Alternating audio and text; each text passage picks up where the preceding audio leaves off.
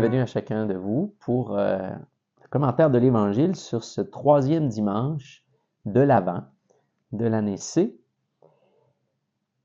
Cette semaine, on a l'Évangile de Saint Luc. Saint Luc au chapitre 3, versets 10-18, où est-ce qu'on est au dialogue avec Jean-Baptiste qui baptise dans le désert. Et la beauté du texte, c'est que différents groupes, on nous parle de 3 différents groupes qui se sont fait baptiser par Jean-Baptiste. Par exemple, on commence en disant les foules. Les foules venaient se faire baptiser par Jean. Et chacun d'entre ces 3 groupes-là pose la même question. Que devons-nous faire? Les foules. Deuxième groupe, des publicains qui se font baptiser et posent la question, Maître, que devons-nous faire? Troisième, ce sont les soldats et qui posent la même question, que devons-nous faire? En fait, on voit que dans un premier temps, le baptême impose quelque chose. Il y a un changement, il y a une conversion. On ne fait pas simplement recevoir le baptême pour continuer comme avant. Quand on se fait baptiser, il y a un désir de changement, il y a un désir de nouveauté, il y a un désir d'apprendre aussi. On n'est pas simplement là en disant « je demande le baptême et je décide que le baptême c'est telle chose ». Attention, le baptême, il est offert, il est reçu, et s'il est reçu, on prend le temps de découvrir qu'est-ce que je reçois. Et ces gens-là réalisent qu'il y a une nouveauté dans leur propre vie, et spontanément, la phrase vient « qu'est-ce que je dois faire maintenant que je suis un baptisé ?» Et c'est les questions qu'on pose, on se pose tous dans chacune de nos vies. Qu'est-ce qu'on doit faire? Qu'est-ce qu'on doit faire face à 1001 situations? Qu'est-ce que je dois faire par rapport à mon travail? Est-ce que je dois le garder? Est-ce que c'est une bonne idée d'avoir choisi ce travail-là? Qu'est-ce que je dois faire pour ceux qui sont mariés, qui sont en couple? Comment je dois procéder avec mon conjoint, ma conjointe? Ceux qui ont des enfants, que dois-je faire avec mes enfants? Donc, dans 1001 situations de nos vies, cette question-là nous revient. Que devons-nous faire dans telle situation? Est-ce que je dois déménager? Est-ce que je dois rester à cet endroit-là? Devrais-je voyager plus, voyager moins? On a tout le temps plein de décisions à prendre. Et le baptême offert par Jean-Baptiste est d'abord un baptême de conversion, accueillir Dieu, et c'est donc le côté, je dirais, le côté où c'est mon engagement. Hein? Je choisis de me convertir. Et là, le baptême offert par le Christ, que Jean-Baptiste dit, lui, vous baptise avec de l'eau, mais moi, je vous baptise avec de l'eau, mais lui vous baptisera dans l'Esprit Saint. Alors, quelle est la distinction? C'est que l'action avec Jean-Baptiste vient de la personne. Hein, je choisis de me faire baptiser, je choisis d'entrer dans un chemin de conversion. Et le baptême offert par Jésus, c'est un baptême avec l'initiative qui vient de Dieu. Il vous prend et il vous plonge à l'intérieur de la Trinité. Il vous fait entrer dans son monde, dans le monde de Dieu. Alors là, à ce moment-là, il y a bien entendu un choix personnel. On peut choisir de ne pas y entrer. Mais l'initiative du baptême du Christ vient de Dieu lui-même. Alors, le baptême, il y a un désir de conversion, mais le Christ souhaite nous faire entrer au cœur de la Trinité pour une vie qui se convertit. Celui qui a une vie qui se convertit, en ce moment-là, ni plus ni moins, se pose des questions. Et tout au long de notre vie de chrétien, on cherche différentes voies, différents chemins. Comment est-ce qu'on devrait répondre à l'appel de Dieu dans telle situation de ma vie? Et l'Église, depuis ces 2000 ans, a quand même fait beaucoup de recherches, beaucoup de réflexions sur le discernement. Et un chrétien doit être capable de discerner à chaque fois qu'il se pose une question. On ne peut pas se permettre de dire qu'il y a des sphères de nos vies où on ne discerne pas chrétiennement. On ne peut pas simplement discerner, par exemple, un appel à la vocation avec Dieu, puis le fait de changer de profession ou de s'engager dans une autre profession sans embarquer avec Dieu. Tout ce qu'on fait comme chrétien devrait être dans le projet de Dieu. Même si c'est déménager, même si c'est choisir ou quitter un travail, même si c'est l'éducation de vos enfants, même si c'est le fait de vous marier et de développer vos valeurs en couple, tout, pour le chrétien, doit être fait en relation avec Dieu.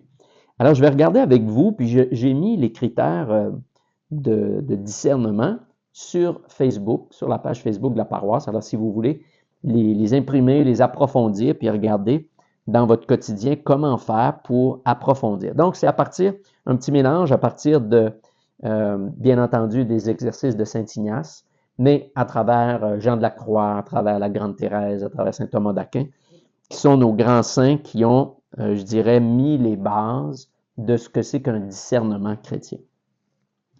D'abord, quand on se pose une première question, le premier point d'un discernement chrétien, c'est de vouloir faire la volonté de Dieu. Premier élément. On ne se pose pas des questions en n'ayant pas ça directement à l'esprit. C'est la centralité du début de la réflexion, vouloir faire la volonté de Dieu. Première préoccupation. Deuxièmement, on prend le temps de prier. On s'arrête et puis on présente au Seigneur ce questionnement et en même temps ce début de réflexion, ce début de discernement. Seigneur, je me pose la question, je ne suis pas arrivé à une réponse, viens m'aider, viens m'éclairer au long de ce petit processus. Ce processus peut durer une semaine, un jour, un mois, un an, mais il ne faut pas qu'il soit éternel. On n'entre pas dans un processus de discernement toute notre vie. C'est-à-dire, au long de notre vie, on a différents discernements à faire, mais on n'est pas constamment dans un discernement. On doit arriver à agir. Donc, on a pris le temps de se dire qu'on cherche la volonté de Dieu, on se met en prière. Troisième étape, une liste avec les choix. Quels sont les choix qui s'offrent devant moi si je me questionne? Alors, je pourrais choisir telle chose, je pourrais choisir telle autre chose, je pourrais choisir telle autre chose. Par exemple, on arrive à 3. Et là, on regarde aussi les conséquences de chacun des choix qu'on met sur la table, non pas de manière arrêtée. Il faut avoir l'ouverture de dire, il y a quand même différentes avenues qui se présentent devant moi. Ça se peut que spontanément, je n'ai pas le goût d'en regarder plus une que l'autre, mais soyez honnête et regardez-les toutes en disant c'est une possibilité aussi. Mais de regarder les conséquences, ça aussi c'est essentiel. Un coup qu'on a fait cette nomenclature, on est capable de ce qu'on appelle faire un discernement à partir des mouvements dans l'âme, à partir de ce qui se passe à l'intérieur de nous. Est-ce que ce que je suis en train de réfléchir m'apporte des consolations, m'apporte une paix, m'apporte des désolations, m'apporte des inquiétudes, des craintes, et de faire attention aussi qu'il n'y ait pas ce qu'on appelle des consolations trompeuses, c'est-à-dire quelque chose qui pourrait justement nous détourner d'un vrai bien et simplement écouter une émotion personnelle et un peu se faire croire qu'on a pris une bonne décision. Donc, regardez le mouvement intérieur. Qu'est-ce qui se passe lorsque je choisis chacune d'entre elles? Puis là, à ce moment-là, vous allez certainement déjà voir la paix qui s'installe plus dans une d'entre elles que l'autre. Après, prendre le temps de demander conseil. On ne doit jamais faire tout seul. Le Christ nous a placés en Église. Alors, qu'on soit capable de faire aussi, qu'on prenne nos décisions, pas seul, en Église.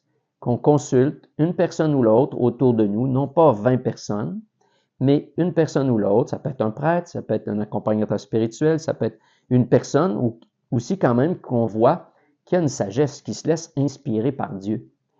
D'être prudent, hein, parce que parfois on peut être un peu ratoureux, puis on va choisir la personne que consciemment on sait qui va dire la même chose que nous. Alors ça, c'est un petit danger. On doit chercher à faire la volonté de Dieu et être honnête dans notre réflexion. Sinon, le discernement va être complètement biaisé. Après avoir regardé avec quelqu'un qui peut nous aider à réfléchir, qui va nous poser des questions, puis on va revenir à la maison ou à l'intérieur de soi, on va à ce moment-là évaluer.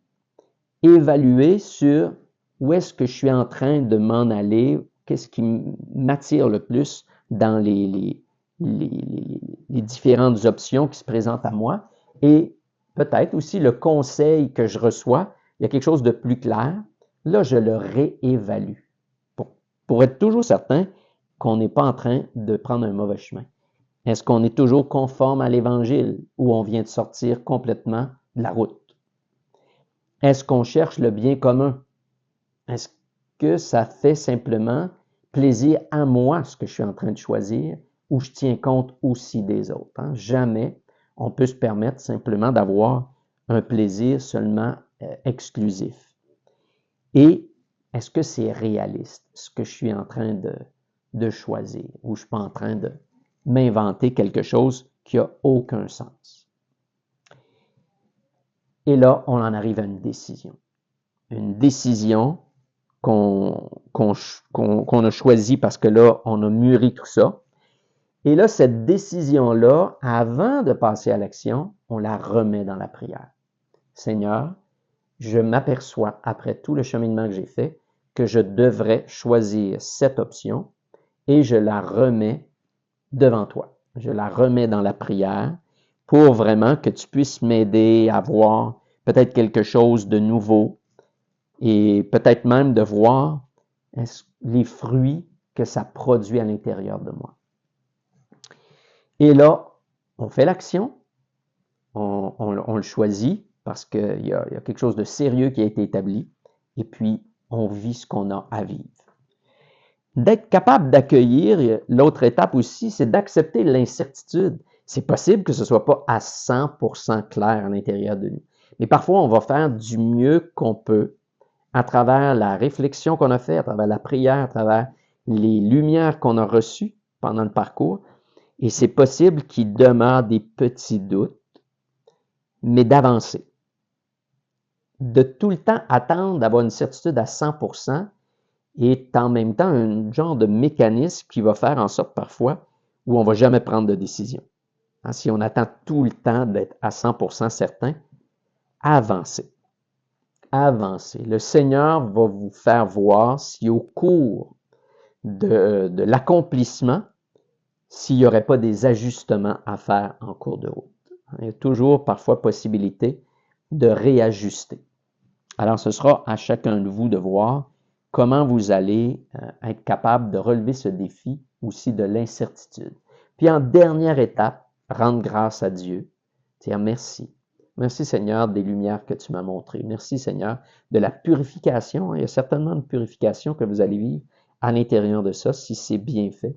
Quand on dit que le Christ vient, il tient en main une pelle à vanner. Cette expression qui est simplement sortir le meilleur du grain pour faire en sorte qu'il soit mis dans une semence et va donner un bon fruit. On enlève les scories, on enlève tout ce qui est mauvais, tout ce qui est inutile pour pouvoir donner un beau fruit en bout de ligne.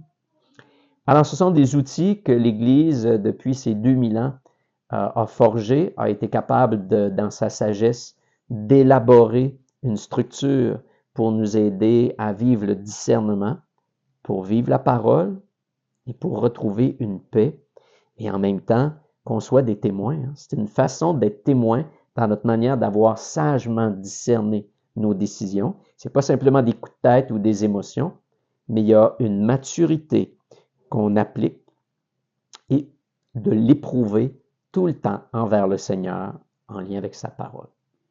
Alors, expérimentez-le, revoyez-le dans votre quotidien. Comment est-ce qu'on peut toujours être encore plus en paix et en liberté dans toutes les décisions que devons-nous faire?